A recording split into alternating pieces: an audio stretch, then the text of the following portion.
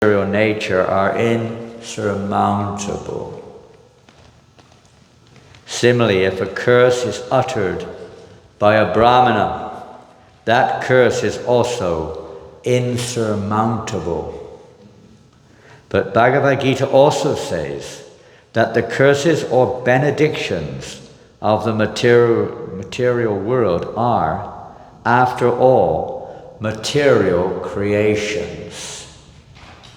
The Chaitanya Charitamrita confirms that which is accepted in this material world to be a benediction and that which is taken to be a curse are both on the same platform because they are material. To get out of this material contamination, one should take shelter of the Supreme Personality of Godhead as recommended in the Bhagavad Gita. Mam eva ye prapadyante mayam etang taranti te. The best path is to transcend all material curses and benedictions and take shelter of the Supreme Lord Krishna and remain in a transcendental position. Persons who have taken shelter of Krishna are always peaceful. They are never cursed by anyone, nor do they attempt to curse anyone. That is a transcendental position. Srila Prabhupada Ki Jai.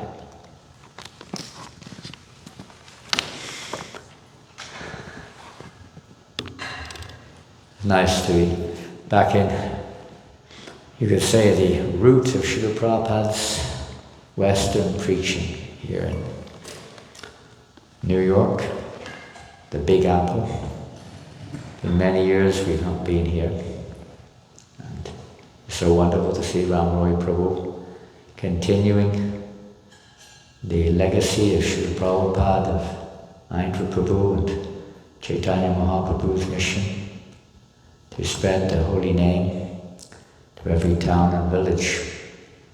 And here in New York, everyone in the world who travels, practically speaking, at some point of time comes through New York, just like through London, Paris. I'm mostly in France and Paris, New Same principle. From London, New York and Paris. New York's a larger version of Paris. They're very similar in many ways. The whole vibe.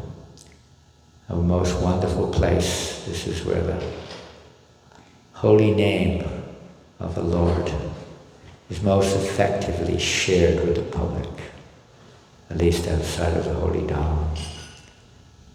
The greatest good fortune to have this privilege to render service here with Srila Prabhupada. Movement basically started in, Prabhupada said my movement partly started in Tompkins Square Park with the Harinam Sankirtans, which were taking place 1966 in October also. So we're very fortunate to be here. We're only spending a few days. Maybe we've been cursed.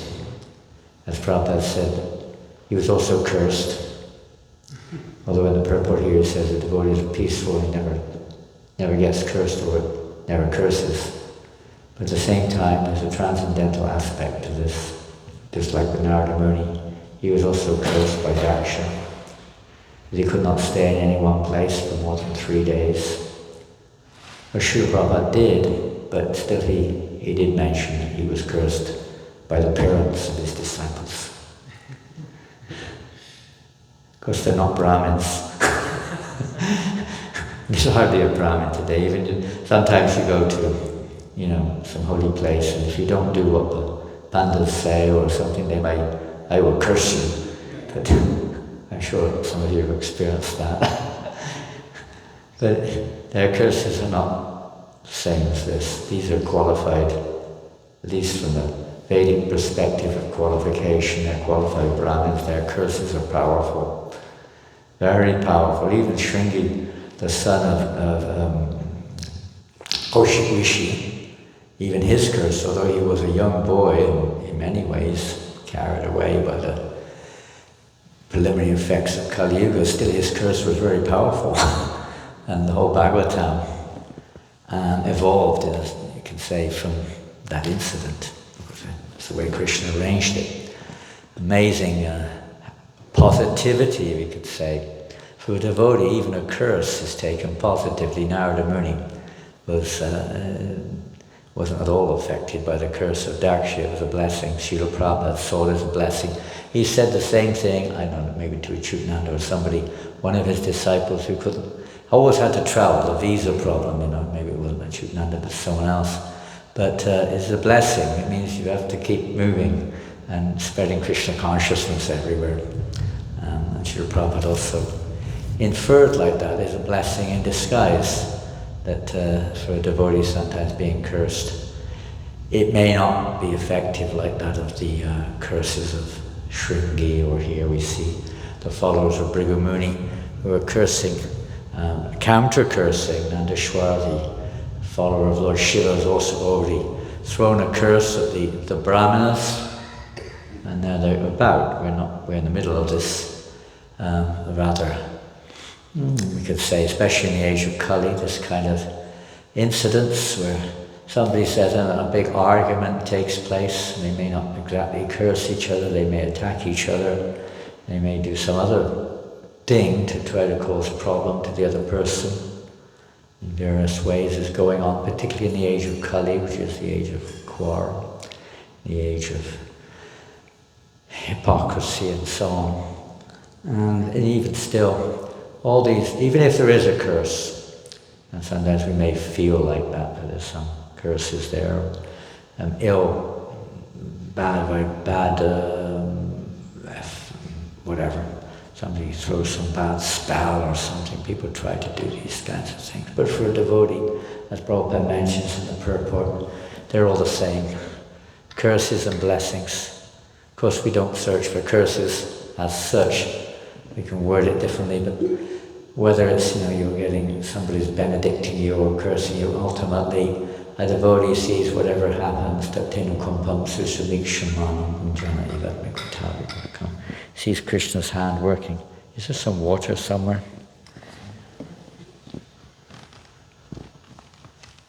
Oh, sorry. Hiding down there, thank you. A devotee sees Krishna's hand working behind everything. And therefore you don't get so affected by the duality. People get so disturbed when things don't go their way. Perhaps if you've been cursed, we see many times.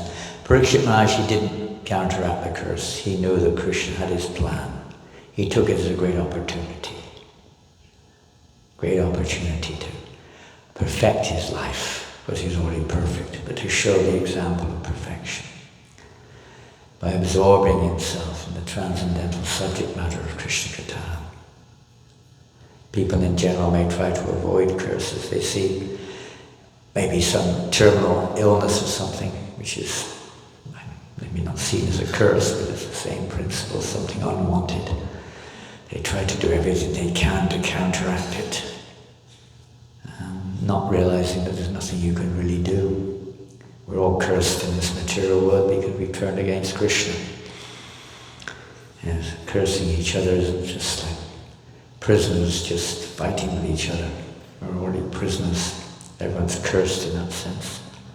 There's no benediction in this world. There's no good fortune in this world except for Lord Chaitanya's Sankirtan movement. Everything else, as Prabhupada says here in the purport, it's still material.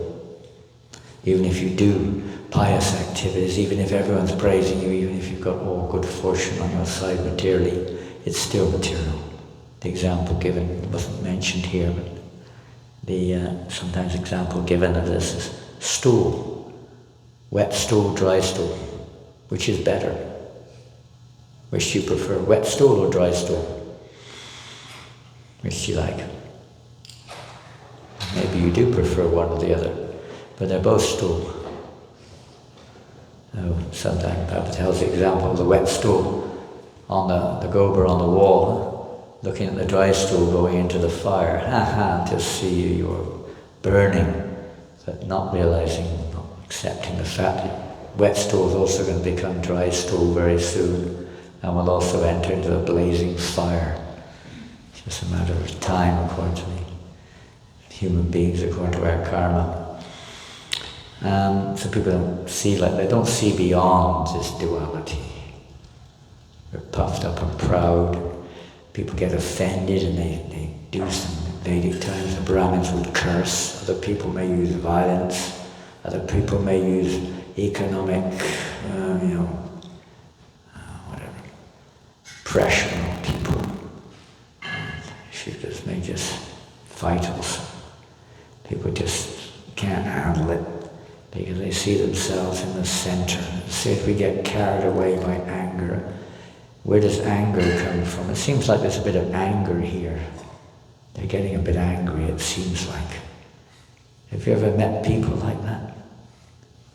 Have you ever met people like that? Who have you met? Who's like that? Who? Whenever we distribute books every day, people like that we meet. Do they? Oh yeah. They get angry, huh? Very angry. Yeah, it's very easy to get angry. Bhaktisiddhanta Maharaj said one time, should we use anger? Should we use anger against those who are envious of Krishna? We hear, Hanuman used anger, Arjuna used anger. He used it in Krishna's service. Huh? So should we do that? Bhaktisiddhanta Maharaj said yes. But first, you have to see who is envious of Krishna. He said, when I look at my own heart, I find no one more envious of Krishna than me. So to whom do I use anger? Of course, that has to be understood in its positive form. Not that we're sort of punching ourselves and cursing ourselves, and spending a whole day smashing ourselves. That's not the idea. It's not the idea. We have to apply that medicine. As we see our acharyas many times, I'm so wicked, fallen, and so on and so forth. They feel like that. This humility is counteracted by genuine humility, not counteracted by uncontrolled anger. Where does anger come from? And curses are usually, they can be from a pure devotee of the Lord, like when we see Narada Muni. Now we're in the month of Damodar. This whole pastime of Damodar is so related to the curse of Narada Muni, to Nalakuvara Manigriva, right? And we curse them. The devotee's curse is a real blessing. And the devotee sees it like that. With Nalakuvara Manigriva, there's so many examples of different sages cursing various personalities for various reasons, and then a whole pastime is evolving and so many different lessons to learn and so on. But Narada Muni's curses are always ultimately for the absolute good of everyone. And this whole pastime of Damodar Leela is so much related to that curse.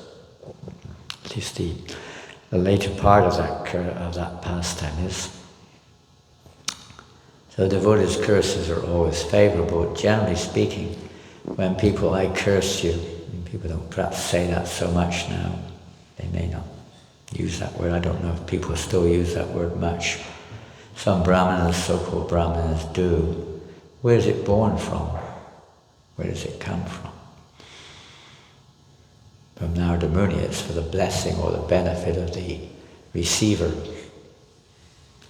When somebody gets angry with you, you're distributing books on Sankirtan. What's your name? Vasily. Pardon? Vasily. Vachili? Vasily. Vachili. Vachili? Vasily. Like silly, only Vasily. Vasily. Vasily. When somebody gets angry with you on Sankirtan, what do? I walk away. You walk away, okay. You don't get into it with them. We've seen that sometimes on Sankirtan. That it's sometimes difficult not to react. Sometimes difficult, isn't it? You ever had that, Ramroy? if it's a case of they're going to attack the devotees or the property, then action is required. Then action And is it has to required. be measured, Measured. Yeah. appropriate. Appropriate, that's the right word. And it takes a lot of experience to understand it. It's like this. Yeah, it does. It takes Timing also. timing. Timing. Yeah. Yes. Yeah, you got to use a little common sense there and weigh things up a little bit as well, according to time and circumstance. But in general, we don't get into a react. It doesn't do much good. In general, if it's us especially, as you say, the Shiri walks away. But sometimes we do get very irritated. Have you ever had that experience? When somebody, rubs you up the wrong way, you get irritated, and sometimes I've seen devotees even fighting on the street. One time in Oxford, city in England, on book distribution, one of the devotees was quite passionate, and some authority, so-called authority, came up and said, "You can't do that here. You can't sell your books here. Get out." I said, "Who are you to tell me I have to get out?" And he pulled his card out, he was an officer. And he said, "No, you can't stop me." He got really passionate. He started fighting with the officer. Boom, boom, boom. It didn't do any good. You have to use a little bit. It's out of control. When anger is out of control, it also has a negative effect. Anger can be used, but it has to be used in various ways, according to time and circumstance. And not where you can. What causes someone to be controlled by anger, rather than controlling anger? Krishna. Pardon? Krishna. Well, you could say ultimately, yes. Krishna, you could say, is behind everything, but why does it happen? What, let's say, instigates the will of Krishna to awaken them? Before Kumara's cursed giant Vijay, Yes. and ultimately that led to so much Leela of the Lord, the appearance of Lord Nishringadeva.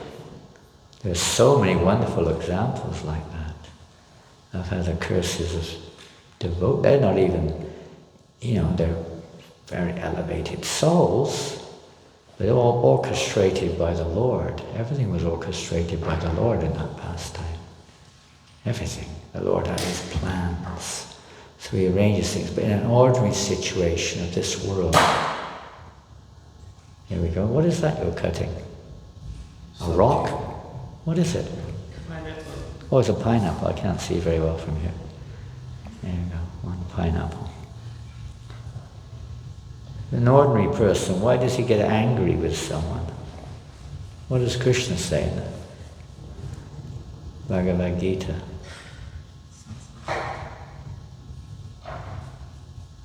Where does anger come from?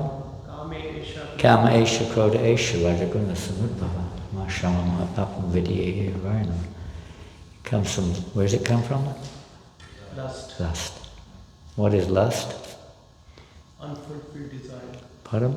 Unfulfilled desire. Unfulfilled desires, and what is it founded on?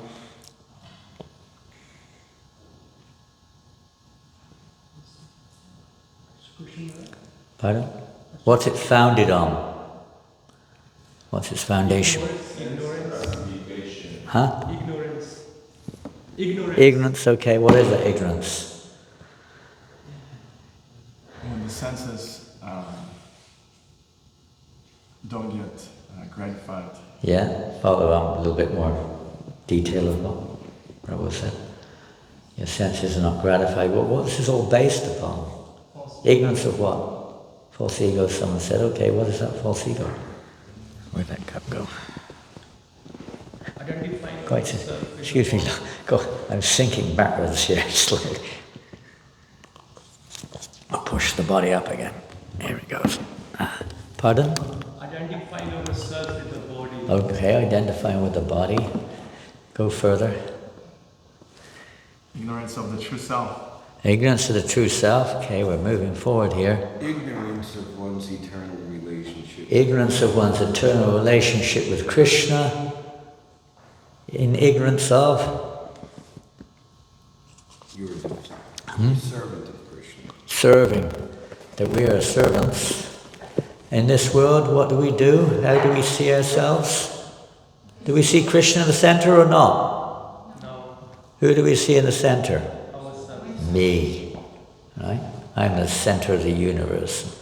Everything has to revolve around what I want. And if it doesn't, damn it. Right? Whoever we are, even as aspiring, so-called aspiring devotees, this tendency can still be very strong. Yeah, there's many angles to that, but it's very strong. We get really upset sometimes.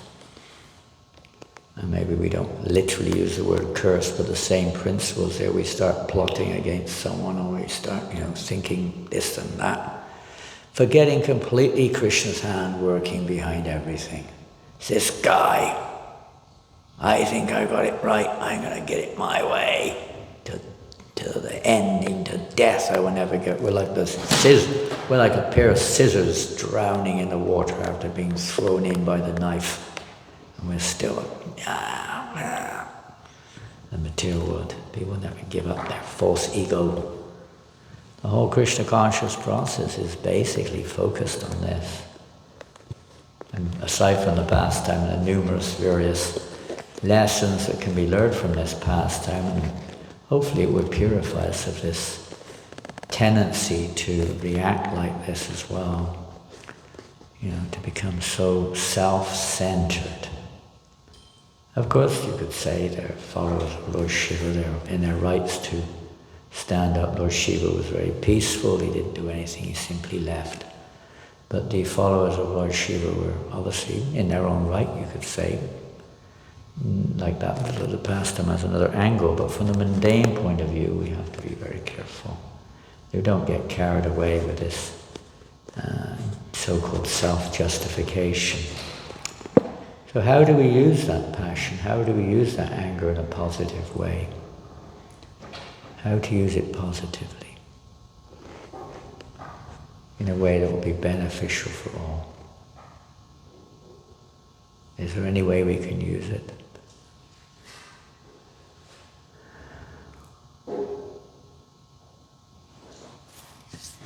The world itself is enough to make you feel, disturbed, isn't it? I mean, you can get, and people, not just those who have a little knowledge, aspiring devotees, but the people in general sometimes find it unbearable.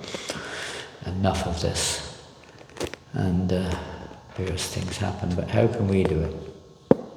How can we do something beneficial? How can that energy, that reactive energy, that kind of almost feeling angry. I sometimes feel angry at situations. I don't know what to do about it sometimes.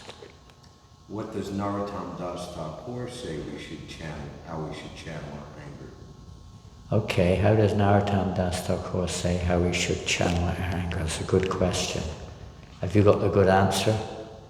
We should be angry at the non-devotees, he says. Yeah. I'm giving to you to help you answer the question that you... We should be angry at the non-devotees.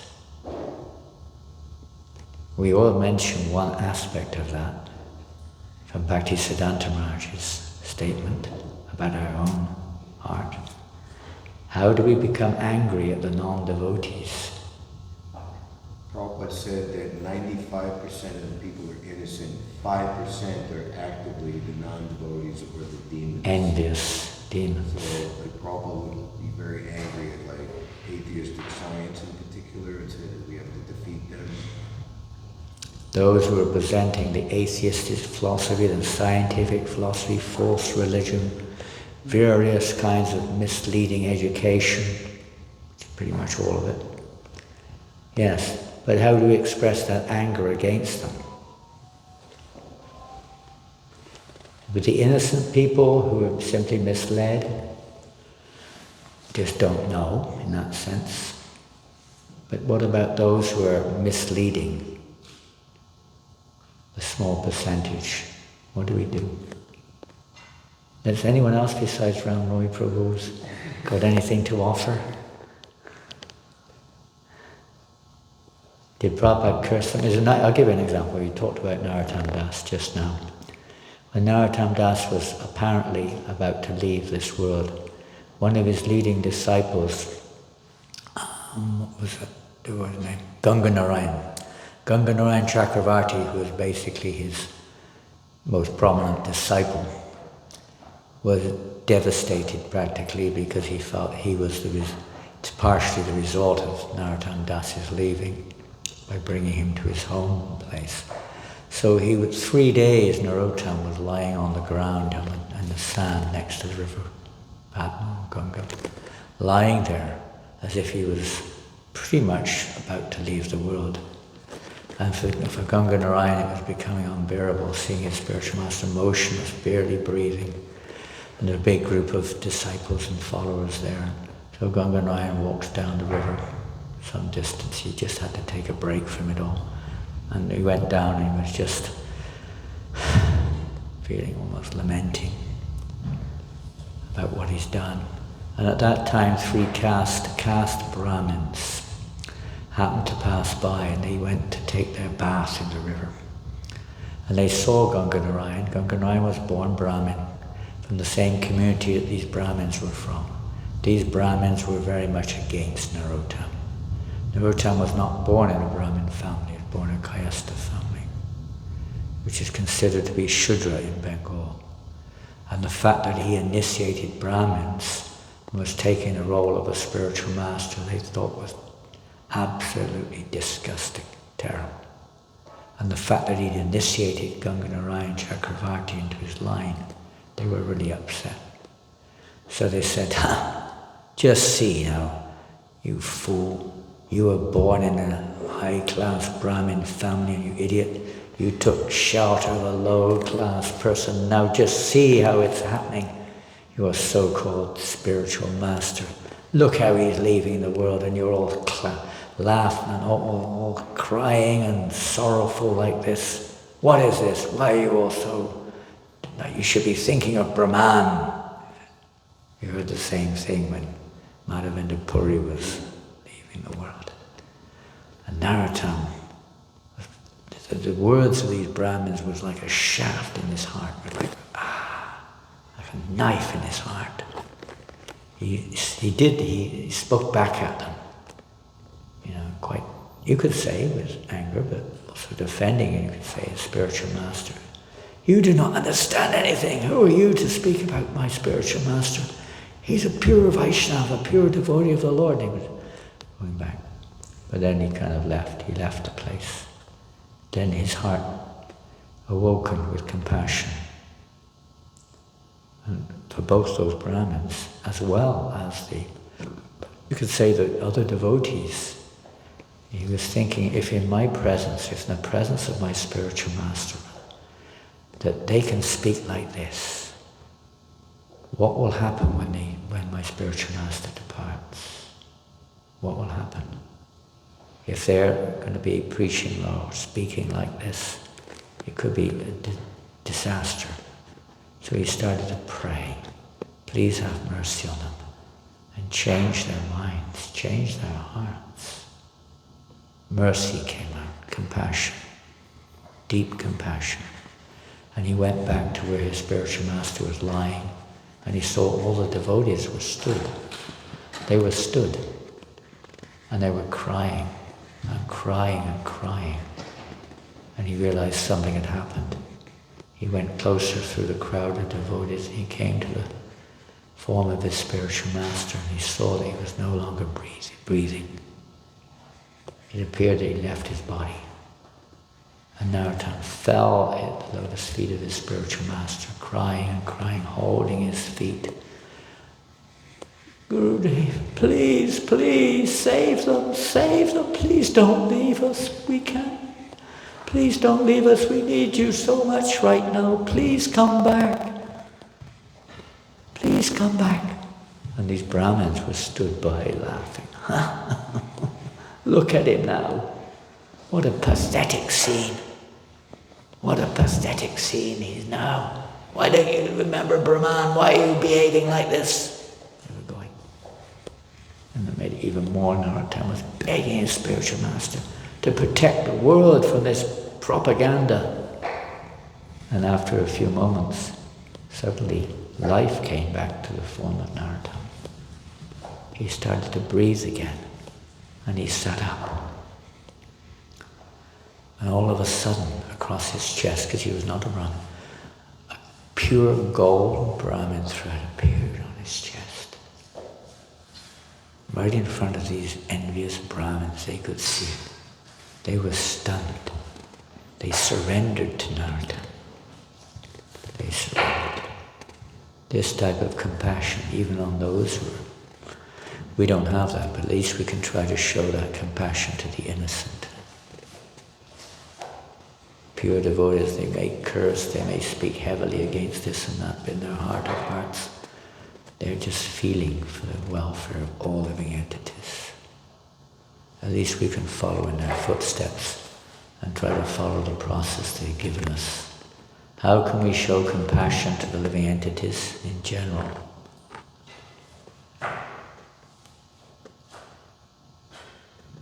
To give them Krishna. Very simple answer. Very simple question. It's not all about going out and trying to make some new arrangement in society. Maybe there's some benefit temporary from that. It's not just about feeding poor people or giving some education. I mean, let's see the Bhagavatam. Look at Narada Muni when he came across Vyasadeva. Vyasadeva had already presented so much Vedic literature, isn't it? All the Puranas, the Mahabharata, even the Vedanta Sutras, so many texts were there. He divided the Vedas. And still, Narada Muni chastised him, basically. Why? This you must know. Why? Why did Narada? Narada, of course, was spiritual master of Vyasa. Why did he chastise him? What service has he done? I mean, nowadays they're so proud of their science and their education and their religious, speculation or whatever it is. But here's Vyasadeva who's presented all these bona fide texts in a way which is digestible. So why did he deserve to be chastised? Why? Come on. Have you got anyone brave enough to answer? He didn't speak about Krishna. He didn't. He spoke about Krishna. Certainly in all the Puranas you'll find many references to Krishna. But what was lacking was he didn't sufficiently present the reality that Krishna is the summum bonum, the goal of life, the source of everything, the purpose of everything is to please Krishna. Without that, people get other ideas. They think going to heaven is the goal. They think Brahman is the goal. Even on the highest platform, they think that Vaikuntha is the goal. They don't know what the goal is. Misleading people to indulge in materialistic activities. So we even see there, the Srimad Bhagavatam has come out of that. This putting Krishna in the center. What was the question we asked? Who remembers? When is it appropriate to use anger? Well, that was a long way back, wasn't it? But just now we asked another question, yeah? Why I'm not satisfied? Well, that's another question. We're not satisfied. We'll never be satisfied unless we're connected with Krishna favorably. So how will you become satisfied? How can we show compassion? That was one of the most questions. How can we show compassion? By preaching, trying to... By assisting the compassionate. The Vaishnava is an ocean of compassion. He's not just a drop, he's an ocean. on all the fallen conditioned souls. So we assist them. We're not on their level. So they come to a level in order that we can follow, preaching, spreading the holy name everywhere. It's such a simple process. So simple. Of course, the quality is another factor, but the process is very simple. Spreading the holy names. In this way, as Arjuna, of course he was shooting arrows and destroying you could say the envious in that way, or whatever they were, but killing their prepenses and delivering them from their suffering, cause of suffering, separation from Krishna. When devotees go out and chant the holy name of Krishna, distribute books, distribute prasadam, festivals, somehow or another, giving everyone a chance. I was sorting through notes yesterday, and some amazing notes from Srila Prabhupada on showing this, giving them a chance. The title of this section was Give them a chance. If the devotees don't go out and give the chance, who will? Others think otherwise. They may even try to curse us for that. I don't know if you have any problems in New York with the public, with the police, with the authorities. I have no idea. You have any problems with the authorities? Seldom. Seldom. Seldom to never. Seldom to never, that's pretty good. In some places it's very regular, and very difficult to, so maybe they're not so fortunate to receive it maybe, but that sometimes happens. There's some, they, for whatever obvious reasons you could say, in one sense, they don't want that people start to wake up. They want people to stay in the dark. They want people to stay in ignorance. They want people to follow whatever they want them to do. And this is a big threat, as we know. I mean, even in Moscow in the 80s, the most famous newspaper then was called the TASS newspaper. It's Moscow, like the New York Times, I suppose, the equivalent in Moscow. Headlines: the greatest threat to communism, pop music and Hare Krishna. That's what the headlines said. But they're publicizing Hare Krishna. They didn't realize they're killing themselves in a sense, because everybody was reading Hare Krishna. Same thing happened in Germany when the devotees were basically arrested and jailed, and everything was confiscated in 1975. All over the newspapers, terrible articles about the Hare Krishna movement. One prominent Christian man became very angry with us. His daughter joined the movement. Head of the police joined the movement. And they went on the big campaign supported by the leaders. And Prabhupada said, this is a great article. He looked at the article. Hare Krishna was everywhere in the article. Every other line, Hare Krishna, Hare Krishna. Nobody had ever heard of Hare Krishna before in Germany, hardly. And all of a sudden, in one morning, 50 million people were reading Hare Krishna, Krishna Krishna, Hare Hare, all over on the television, in the news, the papers, everywhere. Hare Krishna was everywhere. You know, Krishna tricked them in a sense to remind everyone of Krishna. At least the beginning and the Gyata Sakriti. Incredible how Krishna has his plans. So, other people have other ideas. So this is the only real solution. Bhaktisiddhanta Maharaj said those who think that they can reform this world are in need of reform. If you think you can change this world, you're in need of change. No one can change this world in one sense, because everything is perfectly orchestrated by the Supreme Lord. Not a blade of grass moves without his will. Anyone who appears to be what would you call it? A reformer is simply an instrument in the hands of the Lord. Whether it's your Napoleon or Hitler or whoever it may be.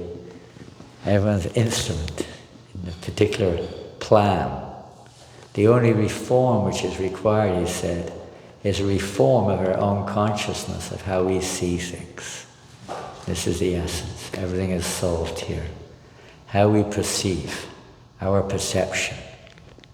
We see ourselves in the center, we see others in the way, we see others causing trouble, we see so many things going on. Relatively speaking, maybe from the material point of view, seemingly factual, but behind it is another thing altogether. That perception has to be changed. How do we have to see things? We have to see things with Krishna in the center as well. We may not be able to see that, but at least we follow the path of one who does see like that. That's the process. Tadvidi pranipatina. Pariprashnena sevya. There's no way out. We have to follow those personalities. We can't make our own idea. They're directed, they're following the will of Krishna. We know how that can be distributed or shared or awoken in others' hearts. Otherwise, Daivi Heshu Gunamaya is mentioned in this verse here. This material energy, the energy of God, how can we get out of it? Unless only those who surrender unto me can cross beyond it. Only if Krishna releases us. And this is the process of release. We take shelter of a pure devotee of the Lord, and we try to execute the will of Krishna through them, which they give to us. And he said that the consciousness or our perception can only be changed, or this proper perception evoked, only by exposing ourselves to what? Anyone know that verse, that quote? Exposing ourselves to the pure sound vibration of the holy name. That's the only solution. And Prabhupada wrote, we were reading the other day, that the desires or the tendencies of living entities, the public in general, will only change by this vibration, this pure vibration of the holy name. So it's so important that not that we just chant with offense, but that we ourselves, this is our duty, this is our goal in life. Not the ultimate goal, of course, you could say otherwise. But as far as our sadhana goes, to cultivate, to take shelter of the holy name of Krishna, to have faith that simply by chanting Hare Krishna with all sincerity, everything will come. Prabhupada, when he arrived in Boston, are you from Boston? No. You joined in Boston, did you? No. Oh, you didn't. I always think of you in Boston. New York. I saw you in Boston a few times, I remember. I was transferred there when things went amiss here in the late 80s. Oh, okay, that's how it worked. Okay. So Boston, the first stop on Prabhupada's world voyage in one sense. And what did Prabhupada write there in Markandeya Bhagavat Dharma? I have no knowledge. I have no devotion, even he said. But I have Strong faith in the holy name of Krishna. strong faith in the holy name of Krishna. But that strong faith because strong faith is not just some, kind of like belief system. It's on a level of absolute understanding of the holy name being Krishna himself. But Prabhupada had strong faith that just by chanting the holy name of Krishna would arrange and reveal everything. No mundane plan. Prabhupada didn't come with a mundane plan. He came along with the Bhagavatam, not different, the sound of the holy name. But he had no mundane plan. Some people think he was a plan maker like that. He didn't. He was just following the order of his Gurudev with absolute faith in the holy name and Srimad Bhagavatam, and we see what happened. Krishna's hands working. Same with us. He wanted all of us to become pure devotees. That's his will. and not just to be half dead or dull. And then naturally one will be instrumental in this spreading of Krishna consciousness. So even not just the innocent, all people can be renovated, their consciousness can be transformed by that sound vibration in the presence of pure devotees. And they're cursed, in a sense, people are cursed to suffer birth and death right now. That curse can be counteracted. There's no other counter to this other than Krishna consciousness. Everything else is just another curse. This is the only beneficial thing, the only auspicious thing, you could say. Thing is not the word, but the only auspicious presence in this world. The Lord Chaitanya Mahaprabhu and his followers are showering the world with transcendental sound vibrations. Okay, we'll finish there. Hare Krishna. Hare Srila Prabhupada, any questions or comments? Ram Roy Prabhu. In the Shishastakam verse 1, Lord Chaitanya glorifies the chanting of Hare Krishna as being able to awaken all varieties of devotional service. So can you briefly, because we're supposed to stop at 9 o'clock, describe how important and essential it is for widespread distribution of the holy name and how that will make all other preaching attempts of what we want to, in diversified ways, much more easy to do. How all other varieties of devotional attempts? The holy name awakens all varieties of devotional service. Pure devotional service. So that How we have to purify the entire human society by widespread, constant distribution of the holy name, and how that will make all other preaching attempts much more easy. Like Prabhupada went to Tompkins Square Park, and after the kirtan, it's described that dozens of young people followed Prabhupada and devotees back to the temple, waiting for Swamiji to open the door to matchless gifts. Yeah. They were so much impressed by the beautiful scene. They were, yeah. And they wanted to come and hear it. It's a magnet, isn't it? It's magnetic. It is magnetic. And when we're attached to that magnet, Lord Chaitanya Mahaprabhu's magnetic presence, from my experience, I can't offer from my dirty heart quote anything direct, but from experience, it's magnetic. When you see, I'll give an example close to your heart, because you're close to my heart. In Vrindavan one time, way back, maybe 20 years ago, I never forget it, I was in the temple room, Indra Prabhu was leading kirtan in the temple room at 6:30 or something in the evening. And there were some German businessmen on one of these mystery tours, and their bus, they went to Agra. You know, they take them to different places, and this is Agra, and somehow they came to Vrindavan on their way back to Delhi, and the bus stopped in front of the Krishna Balaram temple, and some of them came in, some of them didn't. And I was stood there next to Prabhupada's Vyasa-san. Two of these German businessmen, they were stood nearby, so I went over to talk to them, and I could see them looking at the kirtan.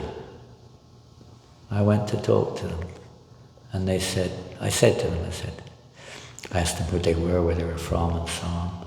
And I said, you look like you're captivated by something. What's happening? What were you feeling? They said, well, we know nothing about what's going on here.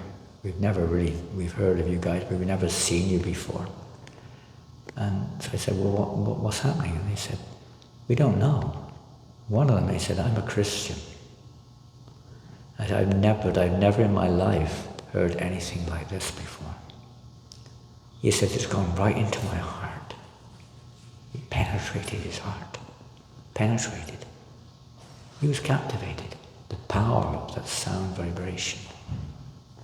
It wasn't entertainment. It was a spiritual energy entered his heart. In the beginning, maybe nice music and all this may attract people, maybe. But it's really the purity. That's what attracted him. He said, he said, I've listened to all philharmonic orchestras. I've heard all the choir music, all the things they do in churches, whatever you call it. But I've never heard anything like this before. This is just, you were amazed by the sound and the unity, the focus on the holy name of the devotees, because Krishna's in the center. Krishna in the center. When Krishna's in the center, it acts like that. What do you call these things you have in America? Everything gets swirled into it, and wind. It just pulls everyone in, and without they're imperceptibly captivated. One time we were on Padayatra in the south of England. We came to this one town. It's called Eastbourne, and this most rich suburb, one of the suburbs, the richest suburb in England, practically. All these millionaires retire there. Millionaires, nothing now, but it was then. And Mahavishnu, I think some of you know Mahavishnu Swami. We call him the Namahata Swami because he has a hat with a name on, so they call him Namahata Swami. He takes the holy name, Namahata Swami. He takes the holy name all over the world. He's fearless, I mean, whatever, he's eccentric, no doubt. But I mean, who is doing like that, you know? They just came through here on their way to South. I know, because Vishnu, we're part of the whole show in one sense without confirmation. But, you know, he's eccentric, and he's always been like that. I've known him since day one, practically. But he isn't a good example of utilizing whatever we are and whatever we've got in the service of Krishna, you know. And whatever people say, he doesn't stop, he just carries on. Of course, he's a young man of 79 years of age. He's 80 now. Maybe 80 now. He was 79 last time I talked to him. Maybe he's 80 now. You know, what excuses do we have? What excuses? And people I've seen him in so many places, people don't understand. Okay, he's using externals to attract them internally, but it works because he's so absorbed in the holy name. In this city, with all these rich people, they're super rich people. And many people were saying, this is a disgrace, look at him, he looks like an idiot. You know, with his coloured socks and his weird dress and everything, and he looks like a kind of village joker or something. Some people say like that. So I went to talk to some of these people who were looking at us like, in the town there, and rich people. I went to see, well, why you stood here? What are you looking at? And we're looking at that man in the middle. He's incredible. Who is he? What is he? We never see, what's he doing? They were absolutely captivated by him. You know, it's amazing. You think, oh, this is a disgrace. But it's not, it's the heart. The heart. In the heart. It's the heart that counts. Not your good singing or your nice music, that you can utilize. Technique, whatever it is. But the heart. It automatically, the more we connect with Krishna, then naturally it's going to, Krishna reciprocates. The more we come together, and Lord Chaitanya's movement is Sankirtan. It's not Kirtan, it's Sankirtan. Coming together, the power of devotees coming together and chanting with Krishna in the center. Holy name in the center. I don't know why we don't do more of it. Material attachments. I don't know. And the more we can perform this yoga, Sankirtan yoga, the more you'll be happy. The more everyone else will become happy. It's like that. When you go on Nam Sankirtan, sometimes I see, why don't we do this more often, the devotees say. Have you ever had that experience? And then some other, You know, we get caught up on something else, on the net or something. Dip. We don't. We have to push ourselves to perform this yajna. It means a sacrifice. Without sacrifice, how can there be any? Krishna says, without penance, I am penance. This is the yajna that pleases Krishna. And that's what we're meant to do. Whether we're in the kitchen, whether we're on the altar, whether we're in the car, whether we're wherever we are, try to chant the holy name of Krishna as much as we can. This is what attracted people in the beginning. They come to the temple and they see everyone chanting. I don't know when you joined here in New York, but in London when I joined, it was Hare Krishna morning to night.